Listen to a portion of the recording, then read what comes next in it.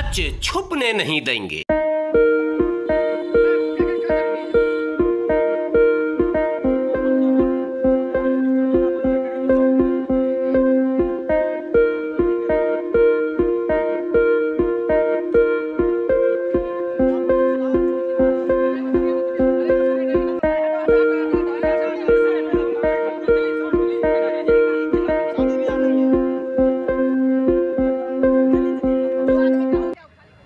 नमस्कार, आप देख रहे हैं देश की सच्चाई। आज बेगूसराय जिला कपूरी आश्रम में राजद के 25वां स्थापना दिवस के रूप में कार्यक्रम यहाँ मनाया जा रहा है। जैसे कि 5 जुलाई 1997 में राजद पार्टी का स्थापना हुआ था और उसी पार्टी का आज 25वां साल पूरा हो चुका है।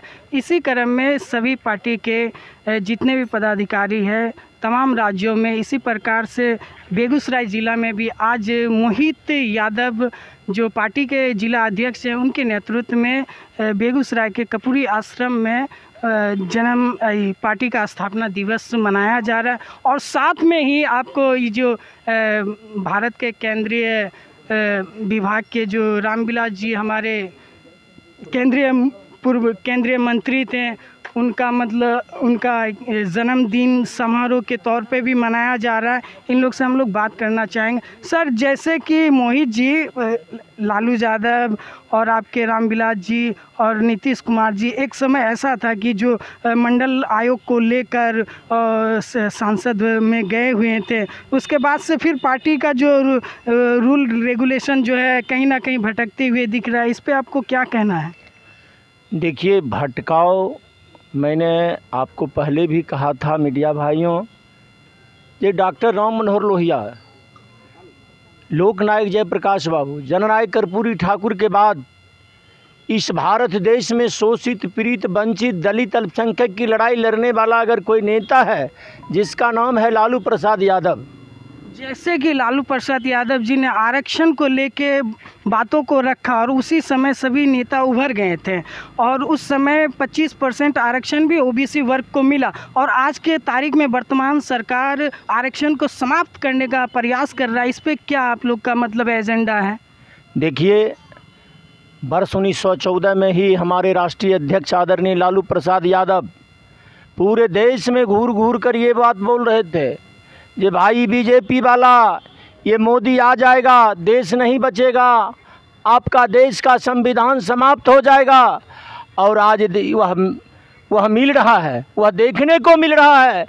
मोहन भागवत कहता है कि कल समीक्षा करेंगे नरेंद्र मोदी और इस देश का जो पूंजीपति है अडानी अंबानी, उसका पीए इस देश के प्रधानमंत्री नरेंद्र मोदी कहते हैं आज रात समीक्षा कर लेंगे। इस देश के 85% लोग जो शोषित, पीड़ित, दलित, वंचित लोग हैं, उनके आरक्षण को समाप्त करने का पूरा षड्यंत्र रचा जा रहा है और लगभग कर ही दिया है। अब चले जाइए उत्तर प्रदेश में जो मंडल कमीशन के द्वारा 27% आरक्षण पिछड़े वर्गों को मिला था, जो दलितों की आरक्षण थे, ये सारे आरक्षण को समाप्त कर दिया है। दलितों के अधिकार से वंचित भारतीय जनता पार्टी आरएसएस समर्थित प्रधानमंत्री इस देश के पूंजीपति के पीए। जैसे सर एक बात और हम जानने का प्रयास करेंगे, जैसे कि ओबीसी वर्ग की जनसंख्या 52% उस समय की जनसंख्या जो हिसाब किया गया था, 52% ओबीसी को 27% आरक्षण मिला था और कहीं ना कहीं उनका हक मारा गया था। और आज के तारीख में 27% मिलने के बाद में भी आप कार्यपालिका से लेकर न्यायपालिका से लेकर कहीं भी स्तंभ पे जाके देख सकते हैं उनकी 2% हक हिस्सेदारी है। इस पे आप क्या कहना चाहते हैं? देखिए, तो ये जिस समय हमारा देश आज़ाद हुआ था, यह लड़ाई उस ज़माने से आरंभ है। मैंने बार बार कहा, आज़ाद भारत में दूसरी आज़ादी की लड़ाई आरंभ करने वाले समाजवाद के संस्थापक डॉक्टर राम मनोहर लोहिया, जननायक कर्पूरी ठाकुर, लोकनायक जयप्रकाश बाबू ने आज़ाद भारत में दूसरी आज़ादी की लड़ाई क्यों लड़े? जब बाबा साहब डॉक्टर भीमराव अंबेडकर के द्वारा रचित इस भारत के संविधान, जो संवैधानिक अधिकार है, जो दलितों को मिलना चाहिए, पिछड़ों को मिलना चाहिए, अल्पसंख्यकों को मिलना चाहिए, किसानों को मिलना चाहिए, वह अधिकार से वंचित रखा गया था, नहीं अधिकार दिया जा रहा था। इसके लिए ही हमारे लोहिया साहब ने समाजवाद की स्थापना किए, आज़ाद भारत में दूसरी आज़ादी की लड़ाई लड़ने का काम कर रहे थे। उनके नेतृत्व में जो पूरे देश में लड़ाई लड़ा जा रहा था, और उनके सिपाही के रूप में, मजबूत सिपाही के रूप में उस जमाने में अगर कोई छात्र नेता था वो लालू प्रसाद यादव जी था, जिसका जीता जागता उदाहरण है 90 के दशक में उनके शिष्य जननायक कर्पूरी ठाकुर के शिष्य, लोकनायक जयप्रकाश बाबू के शिष्य, डॉक्टर राम मनोहर लोहिया साहब के शिष्य आदरणीय लालू प्रसाद यादव जी जब बिहार के मुख्यमंत्री के रूप में आसीन हुए तो संपूर्ण एकीकरण बिहार, जो आज झारखंड और बिहार दो है, इस बिहार के पिछले पंक्ति में बैठने वाले शोषित, वंचित, पीड़ित, दलित अपने आप के गौरव महसूस कर रहा था। जो बिहार के मुख्यमंत्री लालू प्रसाद, एक बात तो सही है कि एक समय था कि हमारे बिहार में गरीबों दलितों को बोलने का अधिकार नहीं था। लालू प्रसाद यादव जी ने इन्हें अधिकार दिलाया है बोलने के लिए। और आज के तारीख में जो हमारे संविधान के विरोध में अनेक प्रकार की जो फैसले आ रही हैं, जैसे कि ओबीसी वर्ग के लिए आरक्षण को आज के तारीख में समाप्त किया जा रहा है, दलितों का आरक्षण को भी समाप्त किया जा रहा है। हम लोग बहुत सारे तमाम यहाँ आरजेडी के कार्यकर्ता हैं, इन लोग से बारी बारी से हम लोग बात करके जानकारी हासिल करना चाहते हैं। हमारे साथ है मुन्ना जी से हम बात करने का प्रयास करेंगे। मुन्ना जी, अशोक कुमार मुन्ना जी, जैसे कि आज रामविलास पासवान जी का भी जन्म समारोह भी बेगूसराय जिला में मनाया जा रहा है, क्या आप उनको क्या? रामविलास पासवान जी जनता दल के नेता थे। जब एकीकृत जनता दल था तो रामविलास पासवान भी थे, लालू यादव राष्ट्रीय अध्यक्ष थे, और कालांतर में कई बार उनसे हमारा गठबंधन भी हुआ, फिर वो अलग भी हुए। तो दलितों के नेता के रूप में रामविलास जी का योगदान और पहचान रही है। राष्ट्रीय जनता दल दलगत भावनाओं से हटके भी रामविलास जी को श्रद्धांजलि देने के लिए आज जो अपना स्थापना दिवस संजोग से आज उनका जन्म दिवस भी है और राजद का स्थापना दिवस भी। तो राजद के स्थापना दिवस के अवसर पर हम दलितों के नेता आदरणीय स्वर्गीय रामविलास पासवान जी का भी को श्रद्धांजलि अर्पित करते हैं।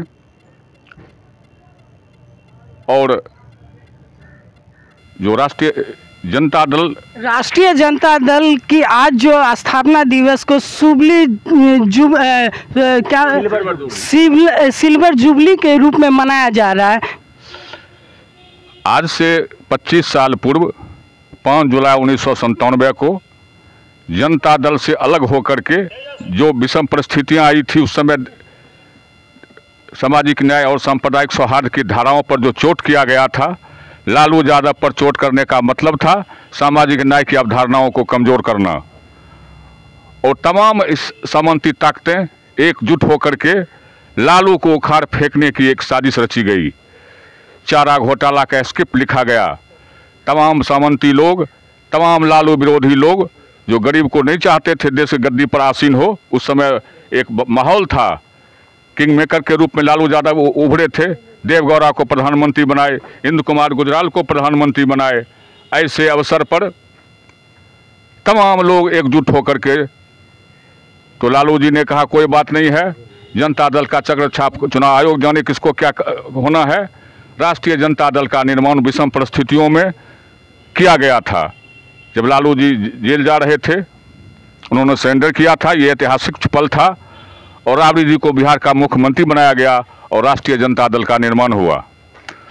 आज ये खुशी की बात है, राष्ट्रीय जनता दल का स्थापना दिवस को सिल्वर जुबली के तौर पे मनाया जा रहा है। और तमाम कार्यकर्ता से हमने बात किए, मतलब तमाम जोश और जुनून के साथ इस कार्यक्रम को आगे बढ़ाने का प्रयास कर रहा है। जो दलितों और वंचितों की जो हक की बात थी, आज के तारीख में उठाने की बात किया जा रहा है। और इसी क्रम में बहुत सारे युवा नेता भी है, महिला सेल के भी है। पहले हम महिला सेल के नेत्री से हम बात करने का प्रयास करेंगे। मैडम, देश की सच्चाई में स्वागत है आपका, शुभ नाम आप बताइए। क्रांति सिंह। जैसे कि आज के तारीख में जो महिलाओं को प्रताड़ित किया जाता है या शिक्षा से भी वंचित किया जा रहा है, जैसे कि सरकार वर्तमान में बता रही है नारी को पढ़ाना चाहिए, आगे बढ़ाना चाहिए, लेकिन कहीं ना कहीं नारी को आज की तारीख में प्रताड़ित किया जा रहा है।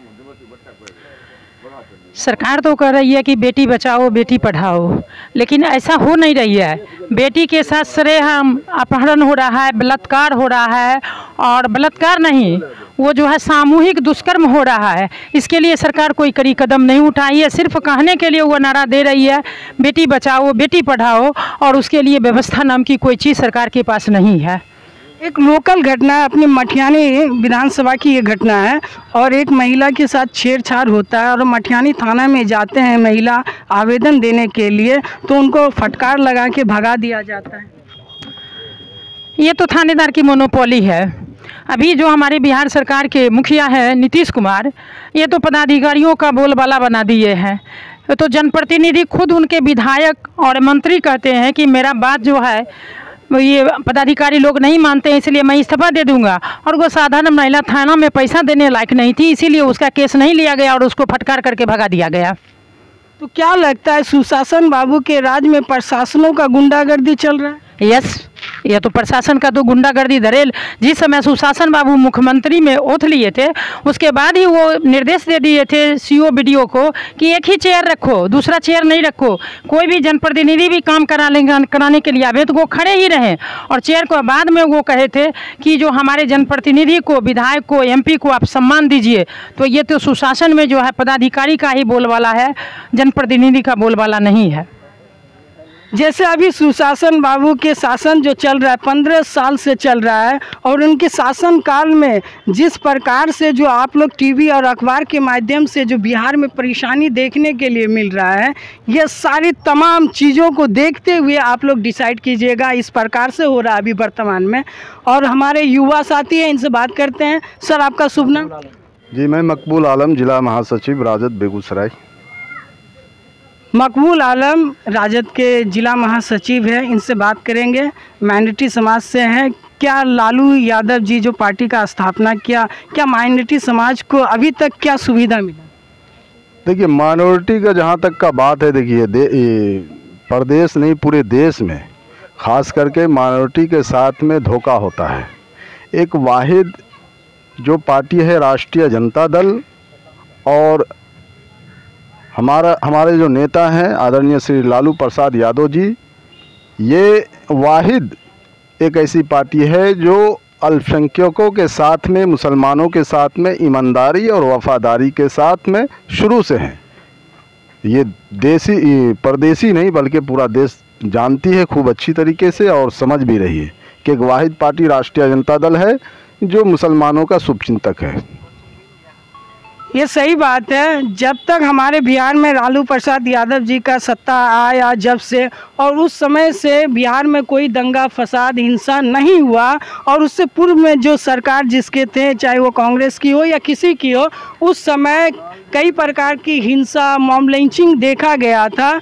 और इसी प्रकार से जब लालू प्रसाद यादव की जब बिहार में सत्ता स्थापना होती है और 15 साल उनकी शासनकाल चलती है, उस समय उनके शासनकाल में किसी भी प्रकार से कोई दंगा फसाद, कोई मॉब लिंचिंग, किसी जाति भेद या धर्म को लेकर ऐसा कोई प्रकार की नहीं मॉब लिंचिंग देखी गई है। और बहुत सारे ऐसे तमाम नेता हमारे साथ जुड़े हुए थे, हम तमाम नेता से बात कर चुके हैं, लेकिन और हमारे कुछ समाज में ही सही है, और इनसे बात करेंगे। मनोहर राउत जी से। मेरा नाम मनोहर कुमार राउत है। मैं राष्ट्रीय जनता दल के श्रमिक स्वच्छकार भंगी प्रकोष्ठ के जिलाध्यक्ष हैं, और राष्ट्रीय जनता दल की आज स्थापना दिवस है 5 जुलाई को। आज वही स्थापना दिवस में हम लोग आए हैं और उनकी स्थापना दिवस मना रहे हैं, और साथ ही रामविलास पासवान जी की पुण्यतिथि भी, जन्म तिथि भी हम मना रहे हैं। मेरा नाम किशोर कुणाल है, प्रखंड युवा अध्यक्ष चिड़िया बरियारपुर से।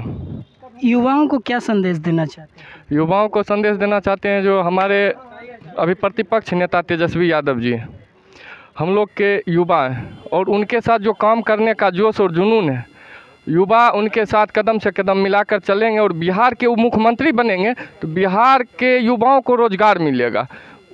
जब चुनाव हो रहा था तो उस समय हमारे युवा नेता तेजस्वी यादव जी ने बोले थे 10 लाख नौकरी हम देंगे, बिहार के युवाओं को हम नौकरी देंगे। तो उसको चुनावी एजेंडा बना के मुख्यमंत्री नीतीश कुमार ने 19 लाख युवाओं को रोज़गार देने का बात कही। लेकिन आज के तारीख में तो नीतीश कुमार मुख्यमंत्री जो हमारे वर्तमान बिहार के सरकार है उनके तरफ से उद्योगमी योजना के तहत महिला और युवाओं को 10 लाख रुपया दिया जा रहा है। ये सब फ्लॉप है, ये सब सिर्फ